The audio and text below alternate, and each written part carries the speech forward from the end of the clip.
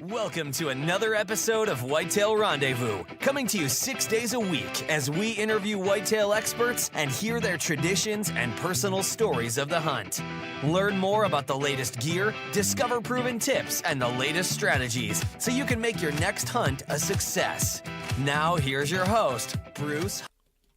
Hey folks, we got a new sponsor. It's called Buckwild Coffee. What's so special about Buckwild Coffee? Well, a gazillion people go to Starbucks every day and drink coffee. Well, why shouldn't Buckwild Coffee offer you light, medium, or dark roast with free shipping? All you have to do is go to whitetailrendezvous.com, go to shop, and order your coffee, and I'll ship it out for free. Hey, thanks so much for visiting Buckwild Coffee. The best brew in the West, the best brew around the campfire, the best brew in the hunting shack, the best brew anywhere. Buckwild Coffee. Get yours today. Whitetail Rendezvous is pleased to announce a partnership with GoHunt.com. Who's GoHunt.com? Well, if you're a DIY hunter in the western states of the United States, you need the information at GoHunt.com/insider. Why? Because it provides 4,200 profiles. Every unit, every species, and every season. Furthermore, they give in-depth analysis, interactive maps, unit access, and seasonal trends. Draw odds are very important, and they give you the most accurate information in the business. All this is available when you go to GoHunt.com/insider. Make sure you use promo code WR when you join Insider. You'll get a $50 gift card for GoHunt.com Gear Shop. All in all, if you're hunting out west, 2018, GoHunt.com Insider is where you need to be to get all the research information. When you use promo code WR, Whitetail Rendezvous receives a small commission from GoHunt.com.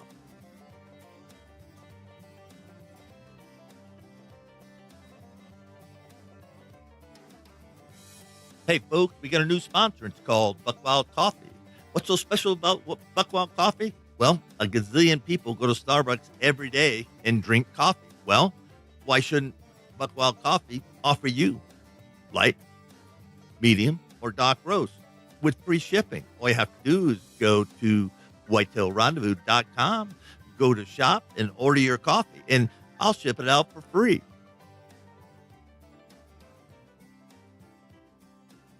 This is take 3 of Whitetail Rendezvous with Casey and Hope Hutcheon, and they're good friends of mine from Colorado Springs, and we're having an interesting. We're using 2 cameras. We're doing a lot of new things because there's a lot of exciting things coming up for Whitetail Rendezvous, or which we'll be talking about later in the show. But first off, Casey and Hope, people are starting to recognize Hutch has a little Hope on social media, and they're getting a lot of inquiries about having them be on their pro staffs. And the question we were talking about, banding around on Facebook Live and Instagram Live was, when somebody offers you a pro staff position, what does it mean to you? So guys, what does it really mean to you to be offered these, and what fits into your brand? I think at some point it's kind of an honor to have a company think that much of you and your content that they want to be part of it. It's a little different game when, in order to rep a company for free on our social media platforms or in life or on my truck driving through town or on our hunting grounds out in Kansas, and people ask, what are these stickers on your truck, or what is this outdoor company or that outdoor company?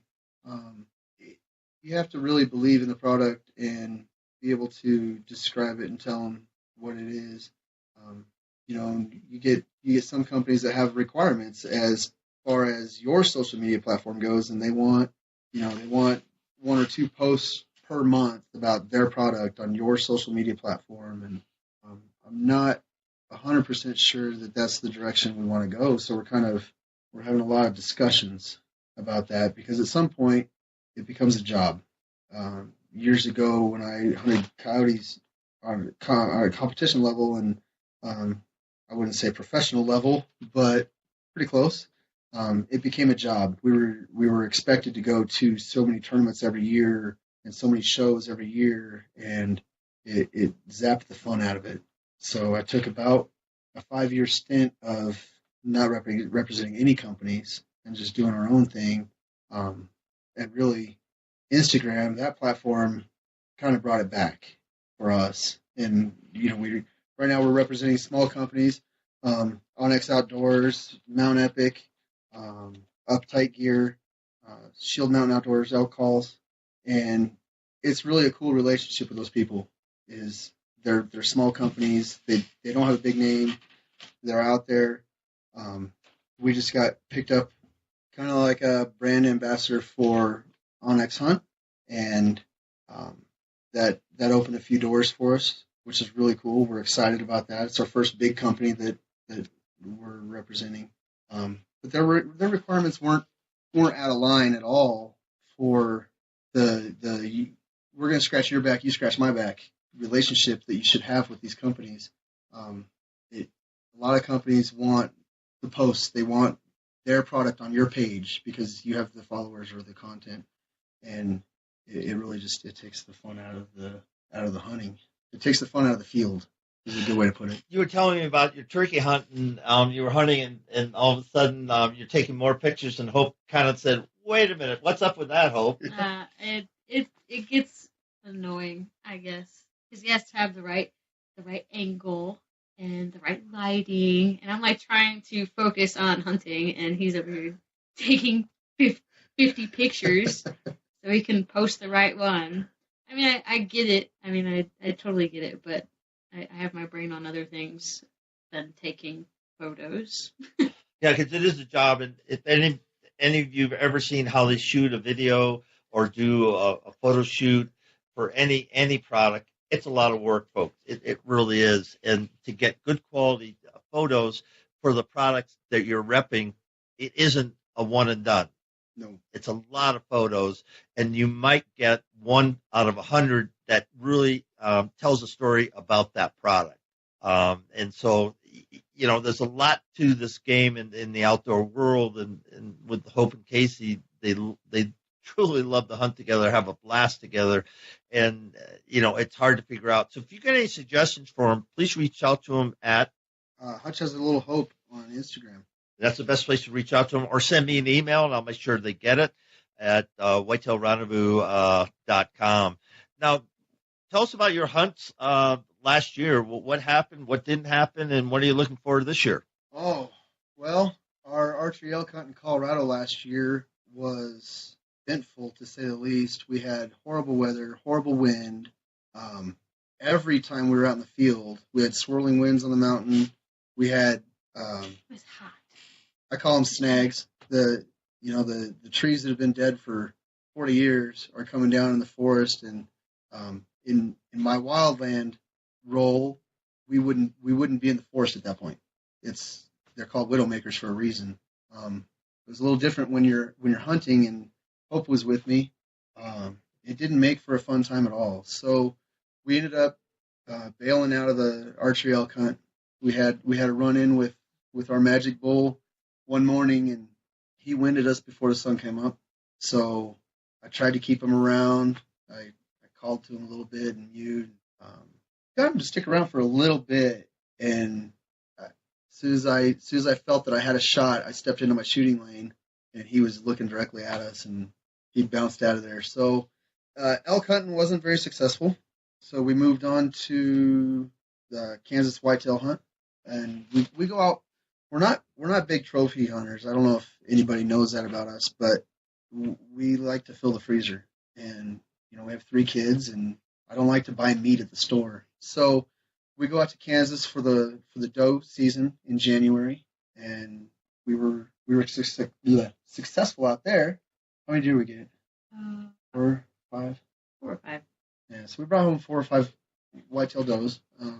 We were unable to take the kids this year because they're school, but after that, our turkey season had some really cool hunts in Colorado where we got the turkeys fired up and they came running in, and right at that last second when you're squeaking the trigger and it's starting to come down and you're about to hammer that bird, and that bird sees something it doesn't like, they're fast.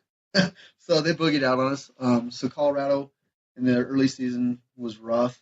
We went to Kansas and tried some new public ground that we had never been on. There was a lot more pressure, hunting pressure than I'm used to. It made for an exciting experience. We have birds across the road from us on private land, and usually I don't have too much trouble calling in turkeys. And those birds, they're the smartest birds in the nation. There's a lot of pressure from Arkansas hunters. Came up into Kansas. I guess the bird population was low, so Kansas saw a lot more hunters. We eventually found a spot and were able to get on some birds. And I think it was 5 minutes out of the roost, we had 2 toms down. So, Wow. yeah, it was neat. It was our two first Easterns. We had planned on going to Georgia, North Carolina on a turkey hunt, and that kind of fell through just because of the cost of getting there and hunting and everything else. But we were able to go down to southeast Kansas, where Hope's from, and make it happen. So that was a lot of fun. Boy, yeah, it sounds like you had a good plan now. Yeah. We talked about not drawing, so what's your plans for big game hunting in Colorado this fall? So the big game hunting in Colorado, I had really big plans. I was sure I was going to draw my elk tag in popular unit. I almost gave that away. I almost told you my unit, and I'm not going to do that. And I didn't draw. So it was really kind of a disappointing year. We drew either sex deer tags for a different unit for archery. So we'll get out and hunt. We'll buy some over-counter tags for elk and get out and see what we can get done. So, it's Colorado. If you haven't paid attention to any of the journals, Colorado did something very interesting. They opened up applications for $3. You could apply for any limited license in the state. And then, of course, if you got it, then you had to pay for it. But in the past, you had to pay for it to apply for it. Yeah. Not so. And that created a lot of problems. And go read Guy Eastman's explanation of it. He does a heck of a lot better job than I do. Plus, he doesn't get emotionally involved because I live here, and point creep is one issue. Now we have a whole new issue. So I hopefully, Colorado Parks and Wildlife sees the errors of their way, or they just basically destroyed limited access hunting in Colorado. They might as well just open it up, forget the preference points, and just have a lottery. Because it's just. As Coloradans, we don't want that. I mean, you have 13 points for mule deer. Yep. I have 9 points now for elk, and that counts towards something. In the unit that I've been putting in for 9 years, it should take 7 points to draw. And you'll see about 700 to 800 applications for that unit. And I think this year it was close to 6,000 applications for that single unit.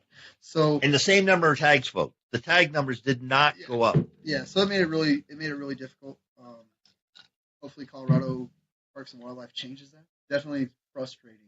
Yeah, very, very frustrating. And the other thing, and it's you talk about point creep. The cost of hunting out of state, even whitetail hunting, gets expensive. And even if you have family farms to hunt on, buying licenses and traveling,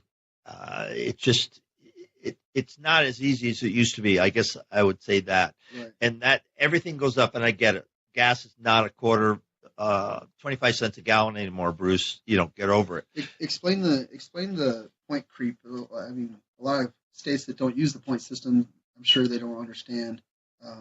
You might have a better knowledge of it than I do, but let's say my unit wants to draw a tag there, it's going to take 7 points. But you have 9 people that have 13 points that are tired of putting in for the unit they've been putting in for. So they put in for my unit that takes 7 to burn their points. And that makes my 7 look like nothing. Right. And it does, that happens. And it takes for any unit in Colorado that's a well-known good unit, every year, people that have more, just as Casey said, typically in the past 7 points, but I'll look at it with my 13. I'll go, I'm going to go to unit X and draw the tag. So his 7 points are thrown out the window because at any time I can choose to use my overage points. So it takes more points numerically, folks. We're talking about math here, statistical math, statistics and math. Okay. And so the whole thing comes down to you're never guaranteed a tag. When I drew my sheep tag, there were 2 people with 21 points. I got the tag and the other guy didn't. Go figure. Yeah. And now, this year, I typically didn't put in for sheep just because I'm not a trophy hunter. I don't care to spend the money on a hunt like that. And this year, that tag cost me $3 to apply for. $3. So, That was it. Yeah, so we put in for everything. We were part of the problem.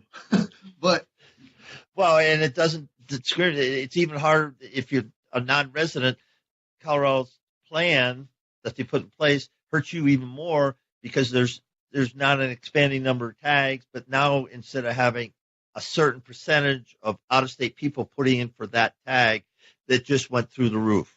So Colorado needs to clean up their act. Yeah. Enough said on that. Well, tell me about your trip to Wisconsin. Well, we've been going for about 15, 20 minutes now with Casey and Hope, and we talked about, being pro staff. We talked about their hunts, and we talked a little bit about the frustration we have with Colorado Parks and Wildlife. And now we're going to change it up, and that's why I asked them to come over, because I didn't want to do the show as a monologue. And so asked them to come over to talk about where Whitetail Rendezvous is going. But before we go there, we're going to talk about 10/30 of 2017. So Casey, ask the question again. So what happened? I caught wind that you didn't even get to hunt. No, and it's been an interesting last 3 years. 2015, I started Whitetail Rendezvous, and in the January, February of 2016, I had a total hip replacement. That was nice. Went through that, went on a sheep hunt actually that summer. That was crazy. Came off the mountain and I had to have my shoulder pinned. So I didn't whitetail hunt 2015 or 16. Then in 2017, my hand blew up and I rolled my truck 3 times. Rolled your truck 3 times. So So October 30th, 2017, I've got my left hand's all swollen, and I was on Highway 51 north of Eau Claire, Wisconsin, heading to KO Farms. Good friend of mine's, nice farm where he has free-ranging whitetails. And I went across the Chipper River, and I hit black ice and ended upside down 3 times and walked away. I don't think you walked away, though. Well, I did. I actually did walk away. I walked up the hill. Adrenaline's a good push, but I had 5 busted ribs, 4-inch hole in my lung, and that wasn't. What time of day was this? Well, I hunted Buffalo County 3 days before this, so because I love to be in, love to hunt Buffalo County, so I was down there hunting. And then I knew I wanted to get up to my buddy's house for Halloween, and he had this gorgeous buck. I mean, just a wonderful, wonderful. And if you saw pictures of him from trail cameras last year, just a gorgeous 10-point, full frame, pick a number. But it's just a gorgeous buck, the biggest buck we've had ever on that farm. So we're all wanting to hunt him. And so I forgo Halloween in Buffalo County, hunting out of the Wamedy house, and I headed up I left Mondovi, probably 3:30, 4 o'clock in the morning, and I wanted to get to the farm, have breakfast, and then start hunting, go to my stand. So it was probably 4:30-ish, 4:45-ish in the morning, little drizzle, 40 degrees out, no indication there was ice, and like I said, I went over the Chippewa Bridge. The ice wasn't on the bridge. It was on an overpass just past the bridge, and my back end went, and I rolled 3 times. Dark. Yeah, it was dark. In the dark. So, somebody find you right away, or? Yeah, because it was getting near time people were going to the stands. A lot of people in Wisconsin hunt. I had stopped rolling, and I was checking myself out for bleeding, breathing. I was still breathing because I could see the lights flickering off the trees in front of me. I never hit a tree. It was an open bank. And so this guy yells down, "Hey, mister, are you okay?" And I go, "Yeah, tell him to bring a saw to cut me out of here." Little did I know because that I could get out the passenger side, but the driver's side was completely collapsed right down to the top of the seat. So when I rolled, I wasn't there. I had ducked out of the way or thrown out of the way. And And so the guy comes down and he opens the door, passenger door, and I unbuckle and just literally roll out onto the ground and go, I hurt, with 5 broken ribs. And then he just kind of said, let's check you out. And he had a flashlight. And I go, well, I'm breathing. I'm not bleeding. I got broken ribs. But other than that, I think I'm okay. And basically I was. So no whitetail hunt. Again. You're cursed. I am cursed. And truly, because, so I went to Mayo Clinic, and second night after being in the hospital, my blood pressure went to 0. I flatlined, and that was fun. They had to resuscitate me. But the hard part was because of my lungs, I couldn't fly home after being released. They said you cannot fly home for at least a month until you get through all the breathing protocols.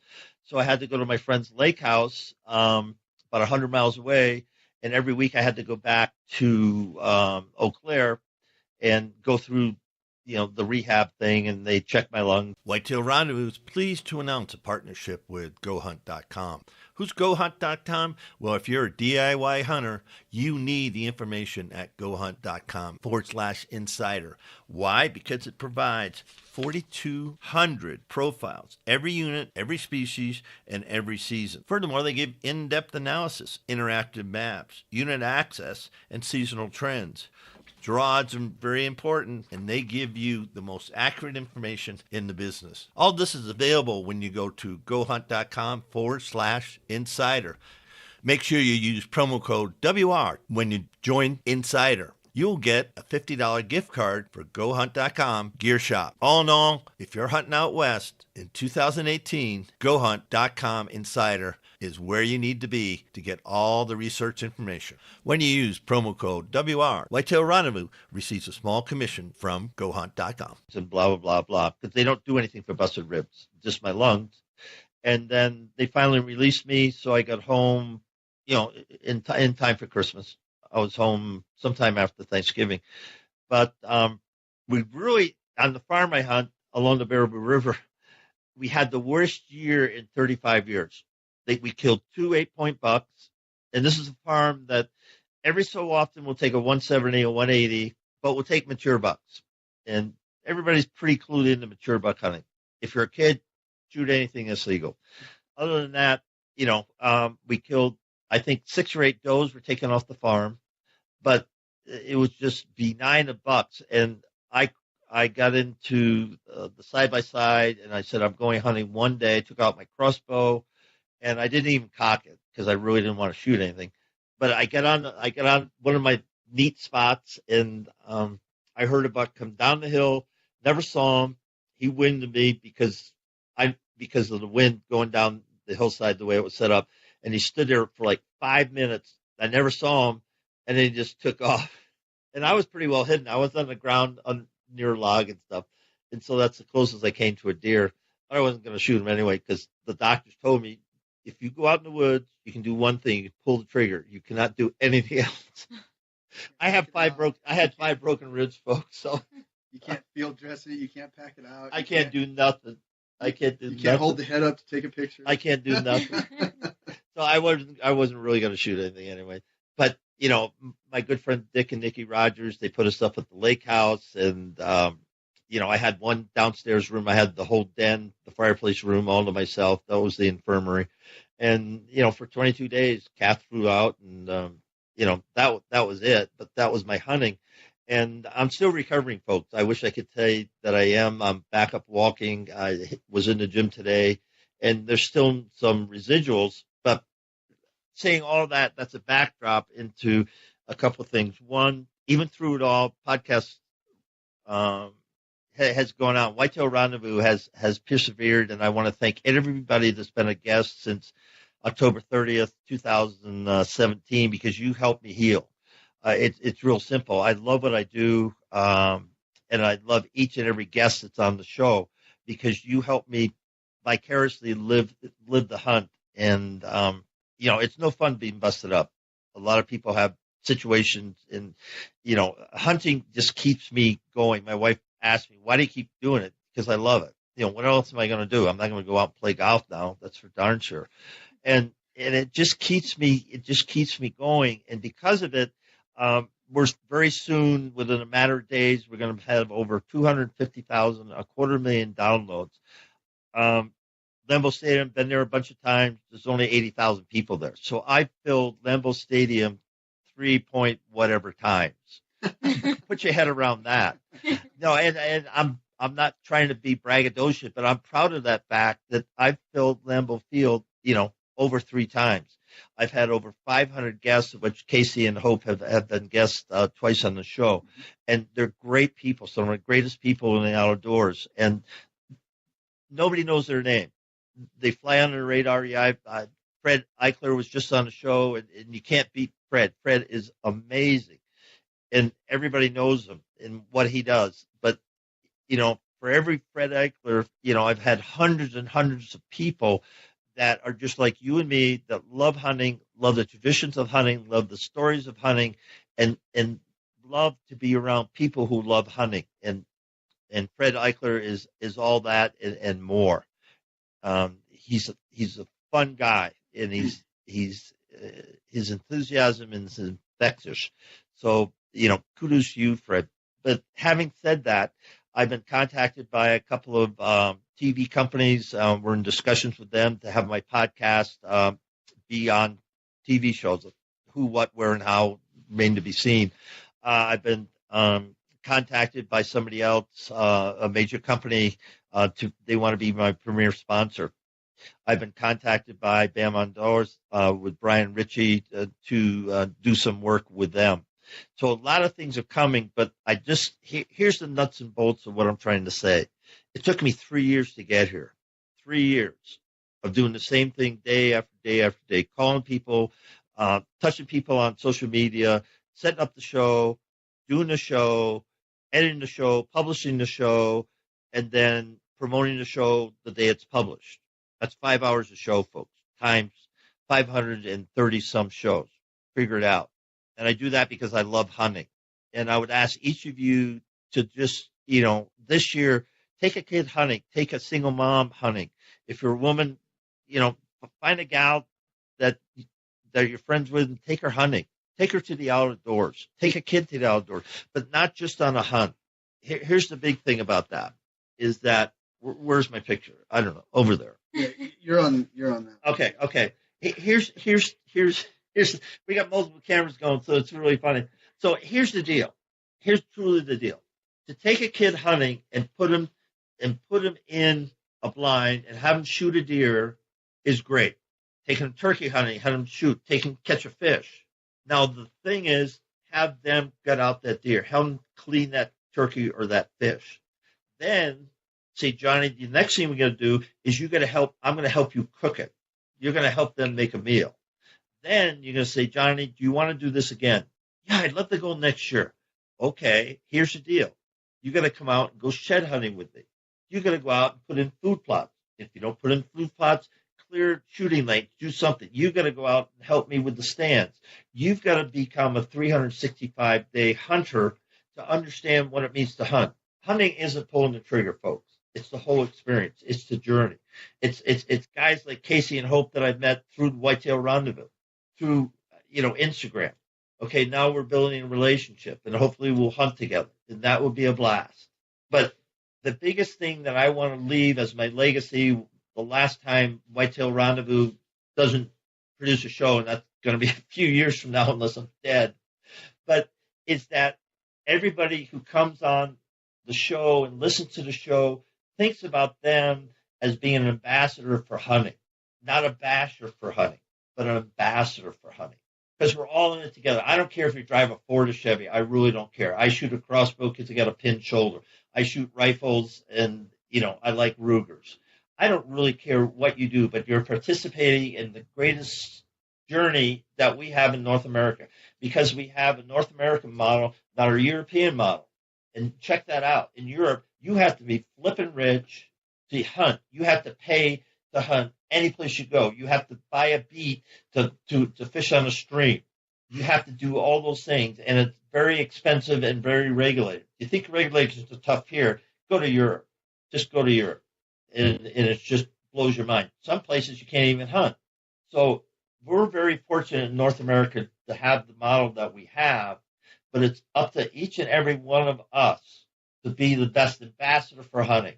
I used to say, yeah, somebody come up to me and we talk about hunting. Yeah, I like to kill stuff. I don't say that anymore. Say, I harvest stuff and I hunt. Yeah, and I bring stuff home and we eat it. And so I'm a meat hunter like Steve Rinella. If you don't know Steve Rinella and read his book about the American buffalo, you need to read that book.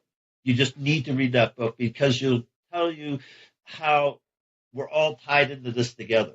And that's where the Native Americans really understood how they were tied into the whole ecosystem and the environment. And they were the first conservationists because they just knew what they had to do to sustain life. And we're soft, folks. We really are. We're soft. And because, how many of you right now, if you ever watch Naked and Afraid, could be fully naked with a flint and a steel and nothing else, could just get dropped off and make it home alive? No, I'm a ginger. That wouldn't happen. Nope. 100 miles from your home, could you make it home? Could you make it home alive in the woods? I don't know. I used to think I could. Well, I knew I could. With my body the way it is now, I don't know. It's a 50-50 shot if I do it. But those are skills that have to be transferred. Like the Inuits. I've spent time with the Inuits. And the elders are elders for a reason because they transfer the knowledge. And I know I'm on a big rant, but it's my time, it's my show, so you can just shut me off. But the traditions were shared with the people coming up, and there were rite of passages and everything about hunting. You can bring everything that people have been doing for thousands of years right to your home, right there in Tupelo, Mississippi. You can do exactly the same thing the elders did because you're going to teach your kids. Because hunting is important. It is. It's a way we can sustain a lifestyle that people do not want us to sustain. They hate us. And some of my friends, lady friends, have told me hideous things that they've been called and told what they'd like to be done to them just because they hunt. Those are women telling other women ugly things, as ugly as you can think. That's wrong, folks, in my mind. So when I get the hate mail, just send it to whitetailrendezvous@gmail.com. I got big shoulders, and I do kill wolves. You can see that nice wolf pelt. I've had a great time in North America hunting. I haven't been to Africa yet. I will get to Africa, but it's just a great time for Whitetail Rendezvous. It's a great time for my guests. It's a great time for my listeners, and I can't wait for all the things that are building to come to fruition. And that's about all I can say. You guys, we got to close the show. I've ranted enough. That was a long rant. I guess it was. It was good. It's quality content. Oh, stream of consciousness. Yeah. Yeah. You've been cooped up too long. I guess so. We'll have to get you out for we got to do something. That's for a sure. predator hunt. So, any suggestions, tips for the people, or what do you want to share before we close? Just give you 2 cents on my rant. Their 10-minute rant. I agree 100% with the get your kids involved. We get our kids involved from field to plate.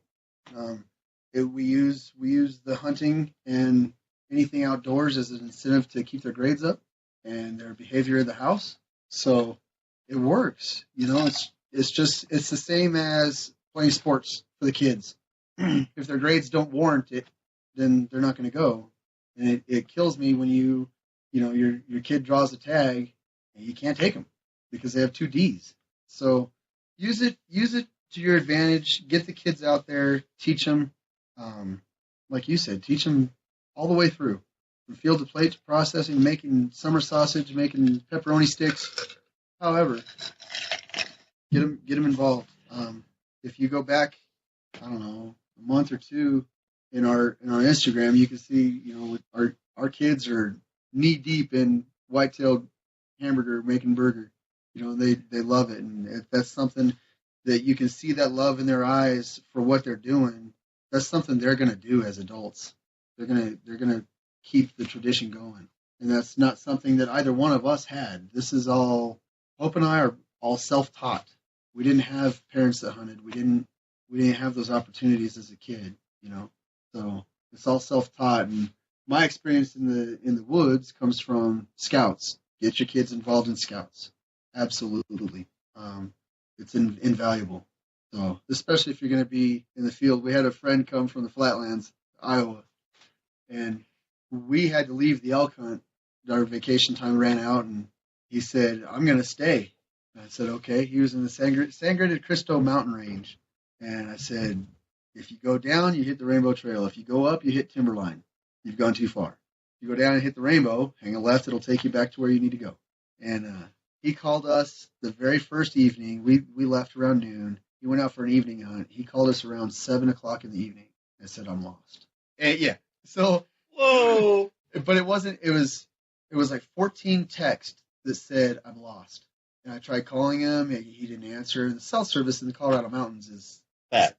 bad. It's horrible. Yeah. You need a satellite phone. So we ended up, we had a friend that was still on the mountain in a different part of the mountain. We were able to get a hold of him, send him up, and finally found him. But he was legitimately lost in the woods. So the whole thing with the Onyx hunt, get the app. If you're going to take your family out, get the app. It's not that expensive for what you get, and completely worth it. It works with no cell service. So the next time he comes out, the next time he invites himself to come out, we'll make sure that he's a little set up for success a little better than he was. And So, folks, everybody knows, but your phone is a GPS. yeah, absolutely. Your phone is a GPS. You put your phone in airplane mode, it'll work just fine as GPS. So, yeah. So, I'm not saying you don't have to go buy a Garmin or whoever makes the best GPS in the world, but you have a smartphone, put it in airplane mode, and get the apps. Now, there with Onyx Maps, there's other companies, but there's no reason. I guess what I'm trying to say, there is no reason for everybody, even people like me that know the way around the mountain. Yeah. Okay, but it's dark. I'll throw this scenario. You know the back of your hand. I know 49 really well, the mosquito range. Okay, so I know that really well. But guess what? I fall, break an arm, break a leg. Something happens. It's dark. I can go to my phone. I can pin my phone. Then I can kind of copy that, and I can send it to Casey, and he'll come get my butt. I call search and rescue because then I can say exactly, well, I'm by where this trail comes in, and the creek comes through, and 7 Mile Creek comes in, and blah blah blah blah. Rather than it's Latlawn, blah blah blah blah blah blah blah. Even Bruce, even for those hunters that they're kind of living off the grid and they don't have the money for a smartphone, get a compass and get a map for the area that you're going to be in. Get a good topo. There's plenty of books on navigation and plenty of YouTube videos. You can learn how to navigate, and with enough practice, like even on our fire crew, we still use map and compass for large complex fires. It's almost a necessity. You lose power, you lose whatever, and up until recent, the cell phones didn't work. If there's no cell service, I mean, all the way back to the Black Forest fire, we didn't have accurate maps, so knowing how to navigate on a paper map with a compass is invaluable as well. So there's a lot of things you can do to make yourself successful in the field, and being successful in the field doesn't always include harvesting an animal. Being successful in the field is taking my wife out into the Sangres and seeing the most beautiful scenery Colorado has to offer. We don't have to harvest an animal to enjoy that time, not at all. So, and that goes back to take your kids out, teach them that you don't have to fill a tag to be successful in the field. All you have to do is smile. And I'm smiling now because this is a great couple, and you're going to hear a lot about them in the years ahead. That's for darn sure. So with that, we've been rolling for a while, and I'm going to say thank you all for with these two cameras that's wigging me out. Yeah. But thank you so much for listening to Whitetail Rendezvous podcast with Casey and Hope Hutcheon. Hutch has a little hope. Thanks so much, guys. Thank you. Hey, up next is one of the best podcasts for specific, detailed information about what it takes to build an arrow that's going to do the job, to minimize wounding game or game getting away. And Bruce Ritter-Clark, works with Essex Archery. He and I got chatting on Instagram the other day and found him just unbelievable. If you don't know what FOC is, you're going to find out. If you don't know how to read a spine chart, you're going to find out. He's going to give you some nitty-gritty, detailed, specific, how to get your arrow to the heart of the matter, to the vital zone, with mass and momentum. All that's going to make sense. Tune in. You're not going to want to miss the show. If you ever wondered, what am I using?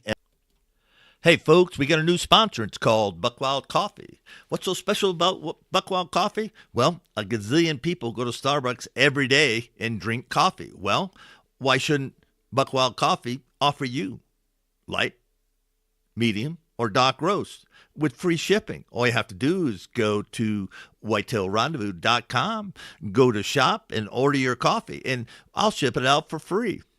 Hey, thanks so much for visiting Buckwild Coffee. The best brew in the West, the best brew around the campfire, the best brew in the hunting shack, the best brew anywhere. Buckwild Coffee. Get yours today. And why? When I'm hunting with my bow. Thanks for joining us. Be sure to tune in tomorrow for another episode of Whitetail Rendezvous, where you can listen and learn from the experts so you can be more successful on your next hunt. Until next time, listen, learn, and succeed.